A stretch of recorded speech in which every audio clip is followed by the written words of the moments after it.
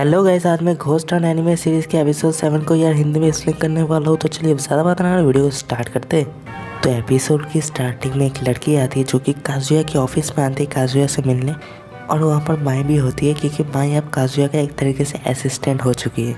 तो लड़की बोलती है कि मैं यहाँ पर बताना आई हूँ कि मेरे दोस्त वो अजीब तरीके से बिहेव करने लगा है कुछ दिनों से।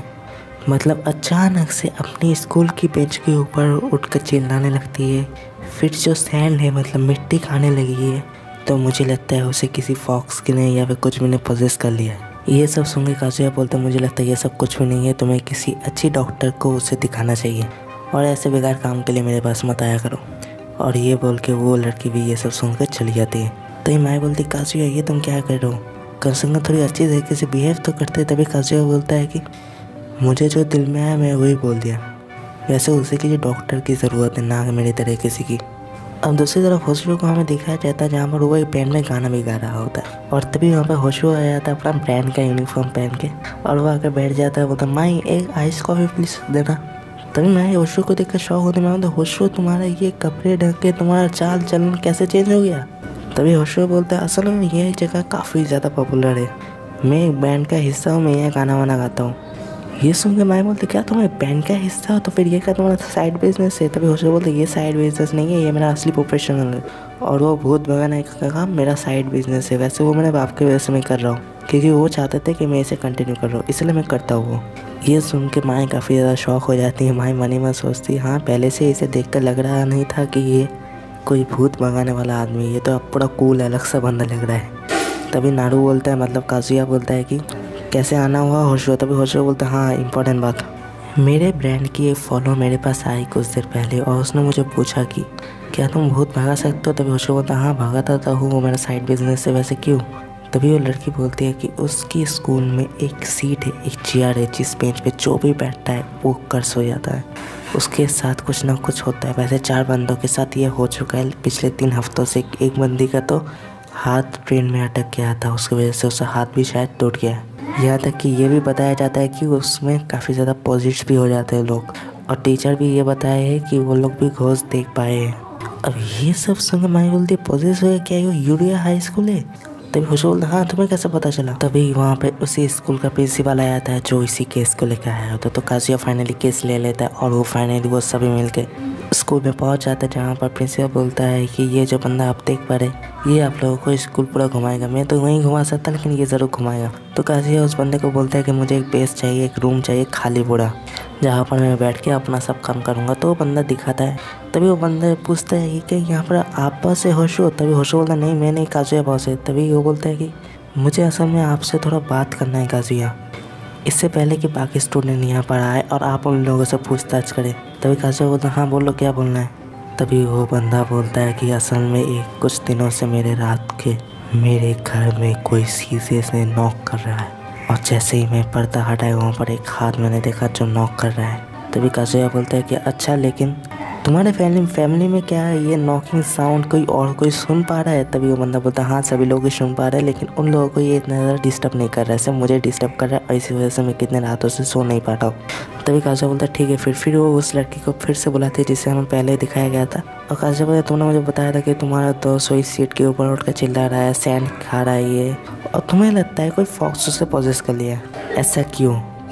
तो वो लड़की बोलते बस इतना ही नहीं, वो जो लड़की जो पॉजेस हो गई थी वो कुछ दिन पहले अचानक से एक पूल में कूद गई अपनी यूनिफॉर्म पहन के, और वो दिन काफ़ी ठंडा था। ये बिल्कुल इंसेन था, ये बस बेवकूफ़ी है।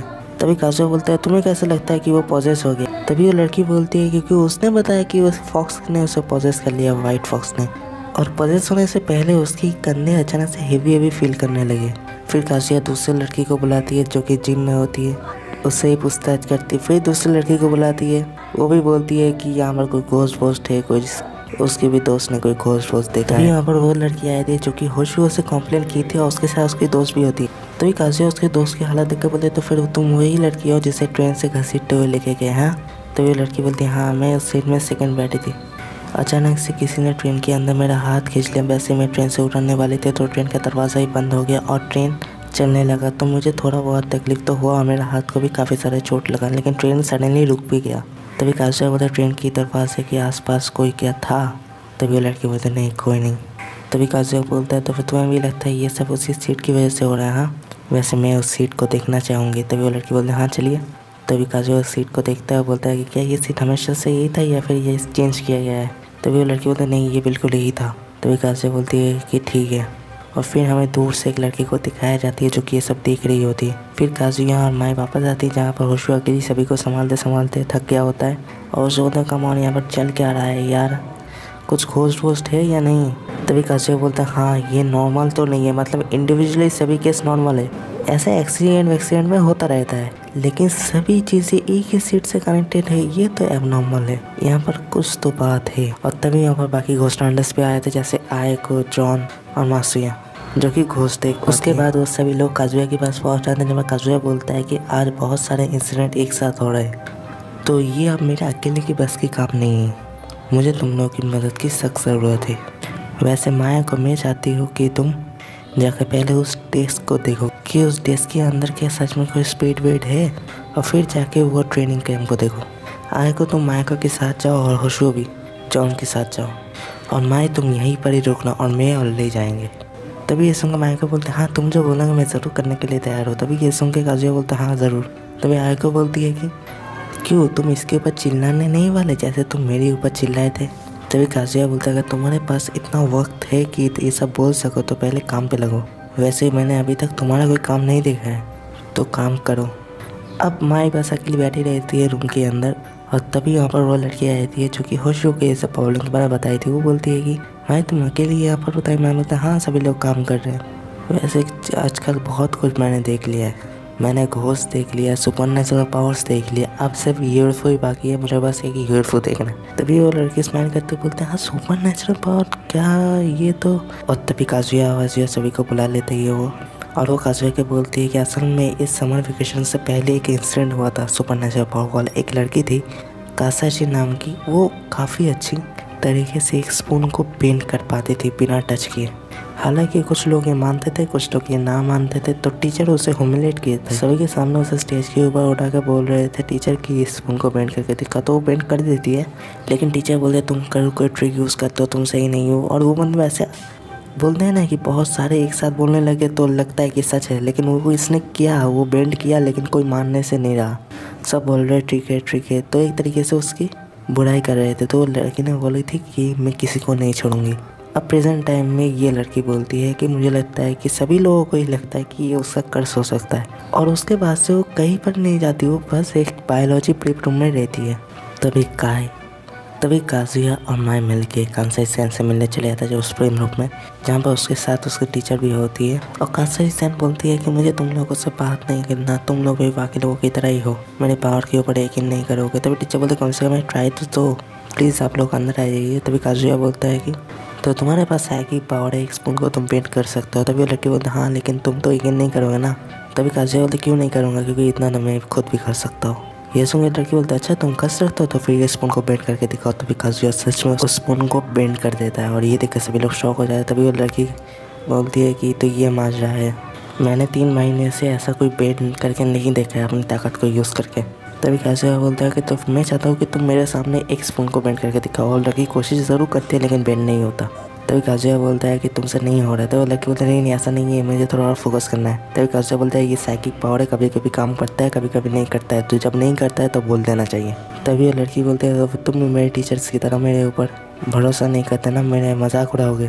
तभी उसी टीचर आके बोलते नहीं ऐसी बात नहीं है, आराम से। तभी काजुया बोलते ठीक है, मुझे जितना जानना था मैं जान गया, चलो माई। और ये बोल के वो माई जाने लगता है, जहाँ माई बोलती है कि मुझे सच में उसके लिए काफ़ी सॉरी फील हो रहा है। तभी काजुया बोलता है कि मेरे लिए फेवर करोगे माई। तभी काजुया बोलता है कि मैं जो स्पून को पेंट किया वो तुम किसी को भी नहीं बताओगे, स्पेशली लिन को। तभी मैं बोलना चाहती थी क्यों, लेकिन वो बोलते हैं ठीक है मैं किसी को नहीं बताऊंगी। और तभी मन में सोचती है मेरे काजुया के पीछे में पहला सीक्रेट है।